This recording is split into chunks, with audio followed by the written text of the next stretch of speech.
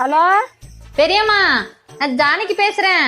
என்கிட்ட காசு 50,000 வாங்குனீங்கல்ல, அது குடுக்கவே இல்ல. வட்டியும் குடுக்கல, அசலும் குடுக்கல. எப்ப தரீங்க? ஹலோ பெரியம்மா, நான் பேசுறது கேக்குதா?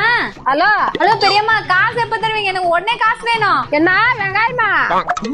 வெங்காயம் இல்ல, காசு 50,000 ரூபாய். பணம் எப்ப தருவீங்க? என்னம்மா இது எதுவுமே காதே கேட்கலமா எனக்கு. ஐயோ பாவண்டி, அந்த பாட்டி காதே கேட்கலையா தெரிஞ்சுடியே. நம்மளுக்கு எதுக்குடி வம்பு, பேசாம கம்முனிரு. ஏய் பாவண்டி, வாங்கி பேசுடி. சே, மாவளோட டார்ச்சர் ஆகுது.